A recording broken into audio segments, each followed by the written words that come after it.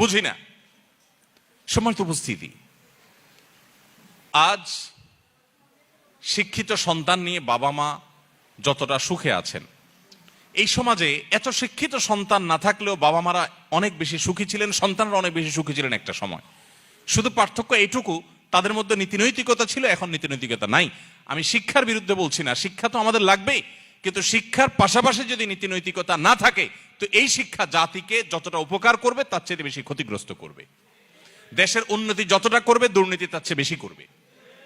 অতএব একজন আদর্শ অভিভাবক হিসাবে আপনার সন্তানকে যদি আপনি মানুষের মতো মানুষ হিসেবে গড়ে তুলতে চান, আপনার টার্গেট হতে হবে আমার সন্তান দুধে ভাতে থাকুক আর না থাকুক, আমার সন্তান থাকবে সত্যের সাথে, আমার সন্তান থাকবে ন্যায়ের সাথে, আমার সন্তান থাকবে নিষ্ঠার সাথে। আপনার সন্তানকে বলতে হবে, বাবা, আশপাশে মানুষের গাড়ি বাড়ি তাদের সম্পদ এগুলোর চমক তোমাকে যেন বিভ্রান্ত না করে। তোমার বাবা হিসাবে আমি অসৎ উপার্জন করি নাই, তুমি অসৎ উপার্জন করবে না। এদেশে কিছু